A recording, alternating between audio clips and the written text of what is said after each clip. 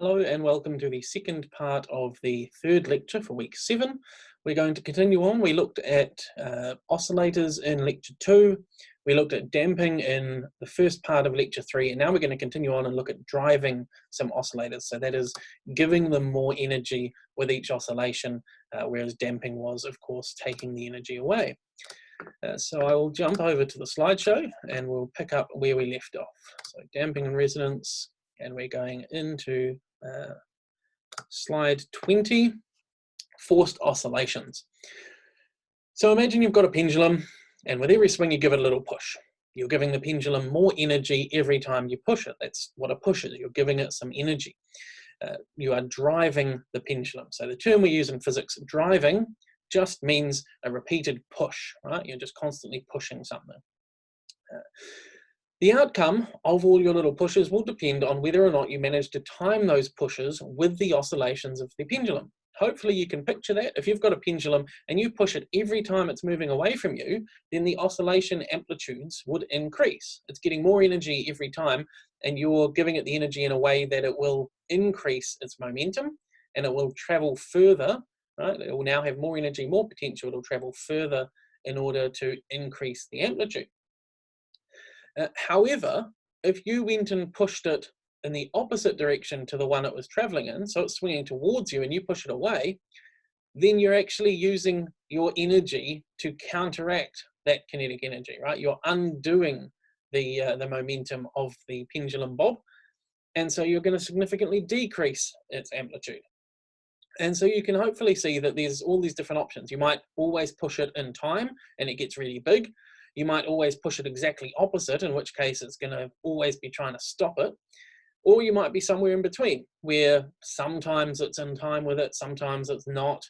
Maybe it's just in time but not perfect, and so it doesn't quite get as big as it would as if you were perfect, and so on. So there's all these different possibilities around the timing of your push.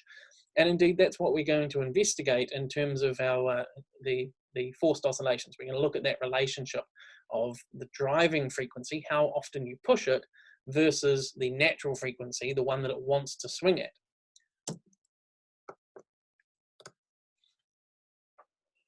So I already said that if you time your pushes perfectly with the swing of the pendulum, that the amplitude will increase. And that's true of any SHM driven system. Sorry, not SHM, any driven oscillating system. So the term natural frequency is the frequency the system would oscillate at if you didn't drive it, you just gave it some energy and watched what it did. So that natural frequency, if it was a simple harmonic oscillator, would just be the frequency of the system. So for a spring on a mass, it's going to be the square root of k over m will give us our natural frequency. But of course, we already saw for damping in the last video, we saw that for a damped system, the angular frequency of a damped system is slightly less than that undamped frequency. The omega naught was adjusted to get omega prime for a damped system. And when we're talking about a natural frequency, we're talking about that omega prime. So the angular frequency that the system would exhibit if the only thing you changed was stop driving it. So if there is some damping on the system, that'll still be there if you stop driving it. That's the natural frequency. And if you time your push exactly with that frequency, then you will get the big increase in amplitude, right? Because every time you push it, you're giving it more energy and it's going to try and increase the amplitude a little bit more. And that is what we call resonance. So resonance is just the phenomenon of the increase in amplitude when you time the driving frequency to match the natural frequency exactly. That's all we mean by resonance. Take the idea for a moment of this driving process and think about an undamped system. An undamped system means that it's not losing any energy. If you take a driven system that's perfectly matched so that it's perfectly driving in time with the natural frequency, you're giving it energy every cycle, but without any damping, there's no way for that system to lose any energy. So that means that it's going to just continue to increase in energy forever and ever until it gets up to infinite energy.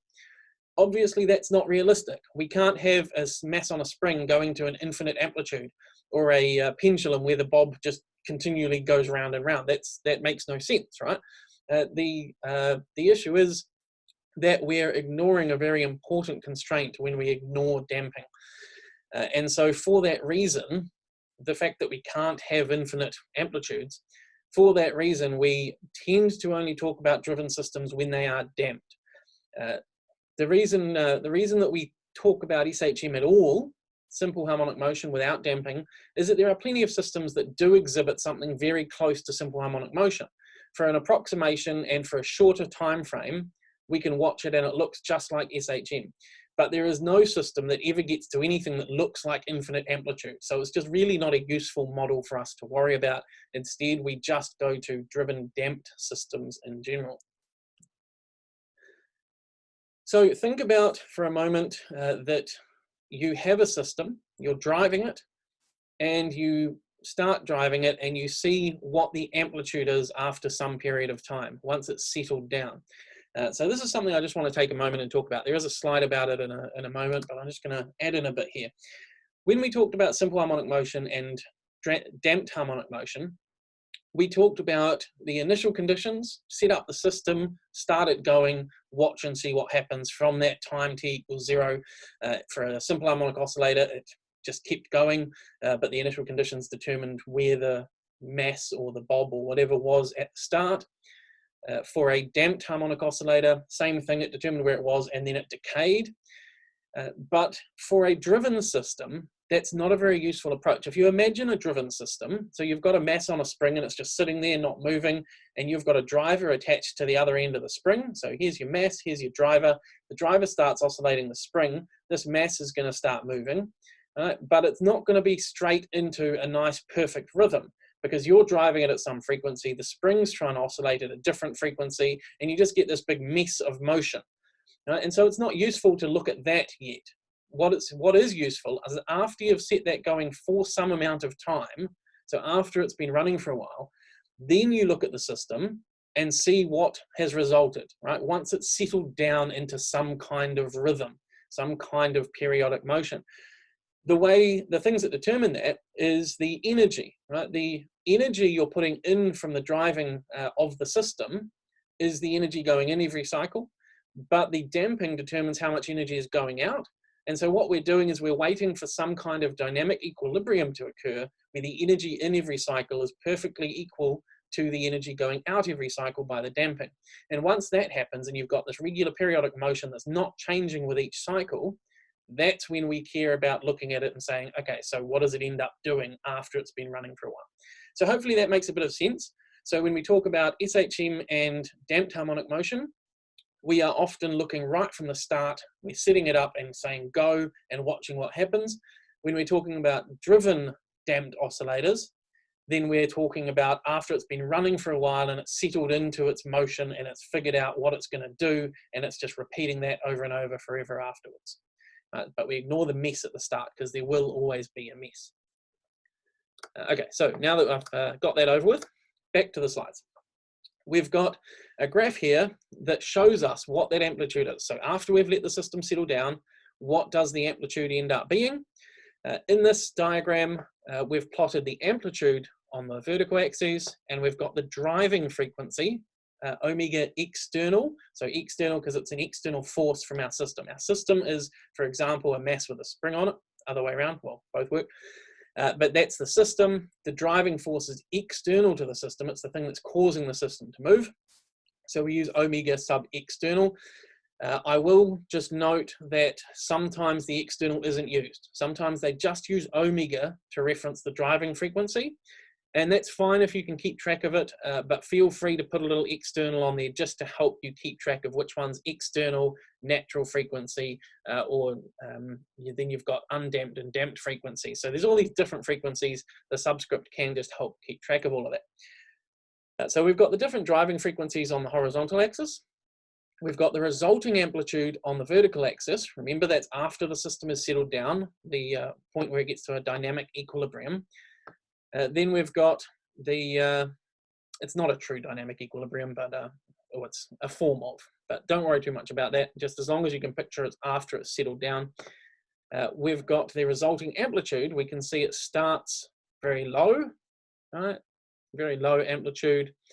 It increases, and the natural oscillation frequency, natural angular frequency for this oscillator was 1.5, right? So right here at 1.5, we get this peak. That's the resonance that we were talking about. When that driving frequency matches our natural frequency, which was 1.5 in this case, we get this peak. And you can see that if you're only a little bit off, then you will get very close to that maximum amplitude, because most of the time your push will be in time with the oscillator, but just occasionally it's going to be slightly off, right? And so you're forcing it to go with your oscillation speed, your frequency, and it's not too unhappy about that because it's pretty close to where it wanted to be, but it will oppose you slightly, and so you get this little drop in resulting amplitude. But by the time you're way heaps far away from your driving, from your natural frequency, and you're forcing it to move with your driving frequency, well, it doesn't really like to do that, so it doesn't cooperate, and you end up with a very low amplitude. So hopefully you can understand why we get that shape out, right?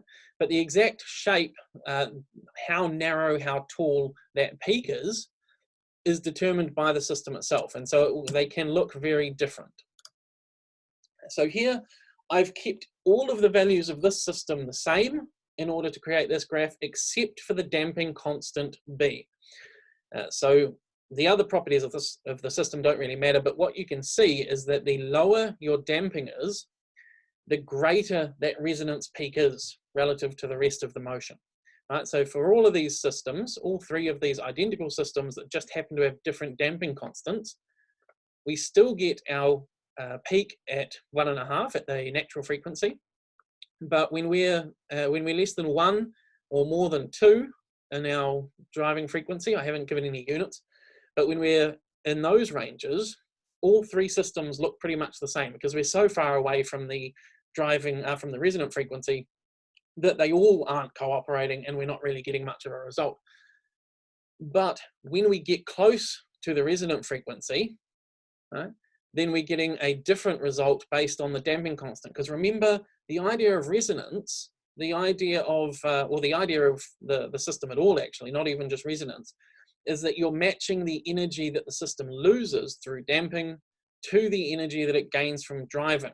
And if it loses a lot more energy from damping, so the bigger B values, if it loses more energy through damping, then it's never going to get to as high a higher velocity, because remember, damping is proportional, the energy lost to damping is going to be proportional to velocity.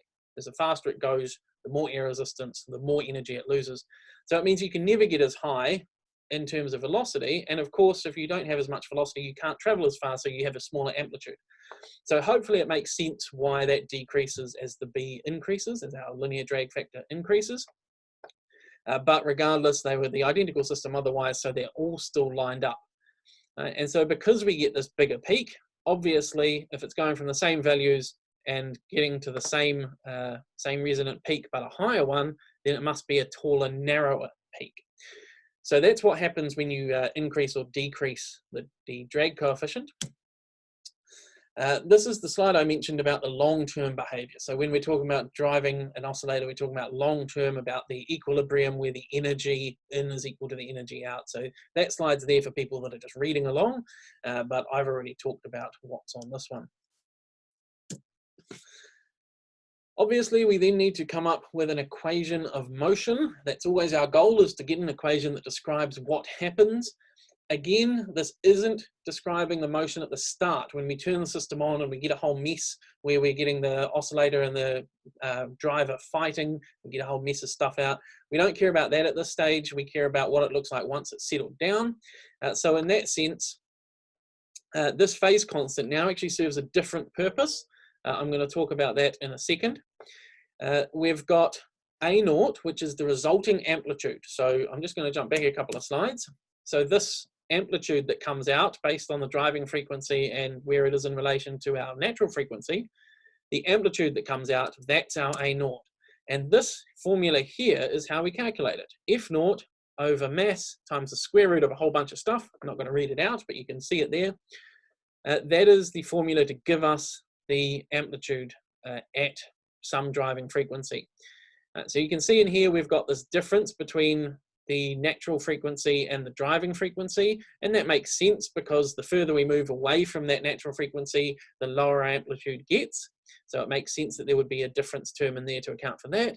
And then we've also got the B term in here, which says that the bigger B gets, because it's on the denominator, bigger B gets, the smaller our amplitude is going to get, and that's what we saw. The bigger B meant that the peak, the resonant peak, was lower. Obviously, when we're far away from our resonant frequency, when this term is big, when we're far away from our resonant frequency, this one becomes less important, and the graphs end up sort of looking the same regardless of the B, of that drag coefficient.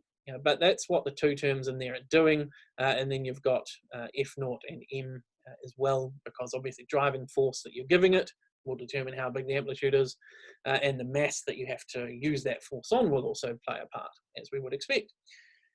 So the amplitude is given by that. For any fixed driving frequency, the amplitude, well, if all these values in here are fixed for some system, the amplitude will just be given by that. We've switched to a sine instead of a cosine based on the relationship between the driving force and the resulting motion. Again, I'll talk about that in a moment. The angular frequency the system goes at is the driving frequency. So as I said, when you start it, you've got this fight between the mass system wanting, the oscillating system wanting to oscillate at its natural frequency, and the driving force trying to do it at its frequency, so you get this fighting. But once it does settle down, it is always the driving force that wins. So the driving frequency is always the one the system will oscillate at. And obviously time in there to allow for the fact it's a sine curve. Then we've got this phase constant. So this is the thing I wanted to talk about. Actually, before I do that, let's talk a little bit about the drive force. When I talked at the start about pushing a pendulum, that's just a one-off push, right? The pendulum's swinging, you give it a push, and it keeps swinging, and then you give it another push. And so you're just applying a one-off little impulse every cycle. That's not what we're doing when we drive a system mechanically, like these equations are talking about. Instead, what we do is we hook up this is one example, is you hook up a motor to one end of a spring, and you have a mass on the other end. So you've got a driving thing, you've got the mass. I think I did it the other way around, I can't remember. But you've got a driving force, you've got a mass, and the driving force is connected to one end of the spring. So it's always applying a force to the spring, right? The driving force just basically moves this end of the spring back and forth according to that cosine equation that we just saw. We'll go back to in a second. So in that sense, it's a constant force being applied, but the force is varying while it's being applied in a cosine manner. So it's different to just a quick impulse every oscillation, right? So that's how you push a swing, or you might just keep a pendulum oscillating, is just give it a push every time.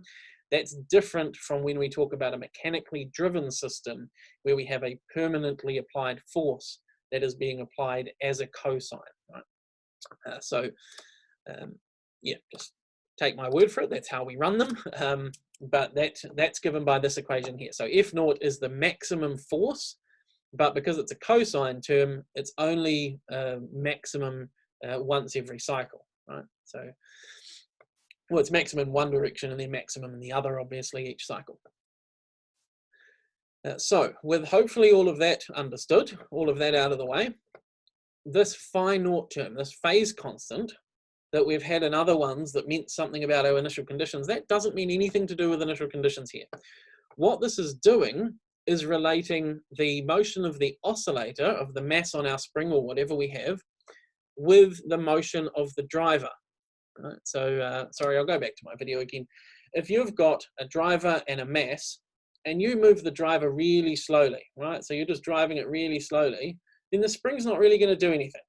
The mass is barely going to respond. The mass will just slide along. The spring will stay pretty much unstretched at its unstretched length the whole time, and it'll just slide back and forth. That's if you go really slowly. Right? As you get closer to the resonant frequency, it starts to be a little bit different. Right? And what happens is that the mass might be all the way out here, and the force pushes in while that's coming back, and they sort of end up not quite in or out of phase. They're sort of going at slightly different points in their cycle. They're still at the same frequency, right? But the force, the driving force, might be at its maximum, while the mass is actually still in the middle of its motion. So the driving force starts to go back, and after it's started to go back and it gets to the middle, this has gotten out to its maximum on the mass. And now the mass is going back and it gets to the middle, but by then the force has got all the way back to its furthest position on the other side. And so in that sense, it's like this is lagging the driving force by a quarter of a cycle. The driving force is a quarter of a cycle ahead, and then the mass is responding to it. Things like that can happen depending on the relationship between the driving force and that, the driving frequency and the natural frequency. And then once you get fast enough, so once you get beyond that driving, the natural frequency, when you get to a driving frequency that's really high compared to the natural frequency, you actually start to get the opposite, where the driving force will go in, right? And that would make the mass want to go back. But by the time it starts to go back, the driving force is already, the driving end of the spring is already back the other way. And so you actually end up with it doing this. And so the mass is perfectly out of phase with the force. So it can vary, and that's the function of phi naught in this equation, right? So it's different from in the simple and damped, where it was based on initial conditions. We don't have to worry about initial conditions here, because remember that we're not looking at the system from when we first release it. We're looking at the system sometime later after it's settled down, and so we don't care about initial conditions because they were so long ago that they're not relevant anymore. So we'll go back to slideshow. So hopefully that makes sense of all of these terms. As you can see, the phi naught that I was just talking about depends on that difference between the two frequencies, the natural frequency and the driving frequency. There is a little a bit of the drag coefficient and mass in there as well, but that difference in the terms there is what I was focusing on in my discussion. But that's what phi naught does. It just talks about where how in phase or out of phase the mass on the spring is versus that driving frequency. Okay, so again, as we saw with damped oscillators, it's good for you to understand where these equations come from in terms of thinking about the forces on the system, but we don't expect you to derive the whole thing. That's second year physics. So at this stage, as I said, just be aware of it. We've got F equals ma, so that's in here, but of course that's F net, the net force, and we've got three different forces now. We've still got our restoring force. We have to have that to have oscillating motion, so negative kx. We have to, we've now got our damping force, so our drag force, negative bv. That's still just our linear coefficient, linear to velocity. Now, as I said, we have that whenever we talk about driven systems, because otherwise we get this unrealistic infinite amplitude. So we include that for driven systems. And then we've got the driving force itself, which, as we said, was a cosine-based term at some driving frequency with a maximum force of F naught. So we're sitting there and we're just oscillating, we're pushing back and forth, but the driver is itself doing a cosine motion. So that's the forces. If you do a bunch of physics and maths on that, you can get out the equations of motion that we saw on this page, but we're not too worried about that for us at this level. And the last thing to talk about is the Q values. So as we've said, we've seen different values of drag coefficient will result in different peaks to our resonant curve, right?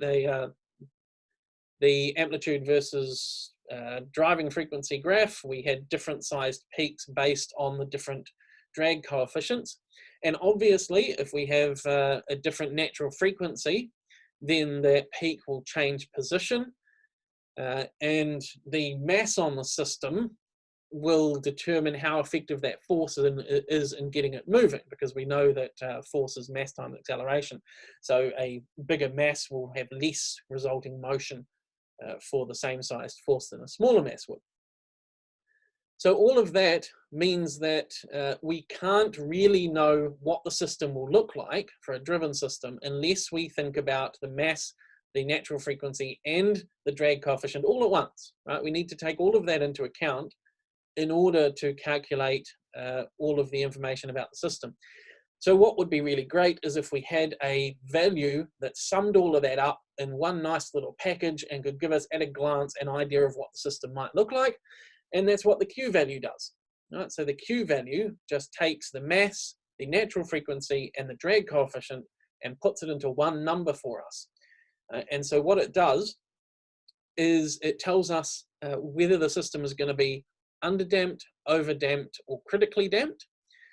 So when we have a critically damped system, Q ends up being exactly a half. So if your Q value for a system is exactly a half, then you know you have a critically damped system. If, however, you have a Q value that's less than a half, if you look at the fraction here, B is on the bottom. As B gets bigger, then your Q value is going to be getting smaller. So if you get a Q value that's less than a half, that means you've got more damping. So that means you have an overdamped system. So overdamped for less than a half, critically damped for a half, and as you can probably guess from that, then we have underdamped when we've got Q greater than a half. But rather than just being able to say underdamped, overdamped, or critically damped, the Q value is better because it allows us to give some kind of scale to our underdamping. When you've got a really, really big Q value, the damping is actually, it tells us that the damping coefficient is pretty small compared to the mass and the natural frequency. So that means that it's not going to lose a lot of energy each cycle, and it means that the system would run for ages. Even if you stopped driving it, the system would run for ages. If you did drive it, it means that your peak is going to be really tall, right? You're going to get a really high peak because you're going to get this nice big resonance. You don't have a lot of damping, so you're going to get a nice tall peak. So a higher Q value tells us that we'll get a taller peak on our resonance graph, and that if we disconnect the driver, the system would run for a long time because there's not much damping. It's very underdamped. So that's the beauty of the Q value. It ties all of that into one single number, and then if we just have that number, we already know quite a lot about the system. So that is all the content, all the theory content for lecture 3. There are a couple of questions which I will put into another video, just 2 of them. They're slightly quicker ones, but I will put them into a video for you to watch to just follow along with those. But that is the end of this lecture, and thus the end of lecture of week 7's content. I hope these videos have been useful. Any comments or feedback or anything, please post them into the stream forums or email me or jump on the workshop or my office hours. Come and have a chat with me, that's fine. But otherwise, I will see you at the workshop on Friday, and or you can follow along with my lectures next week. Thank you.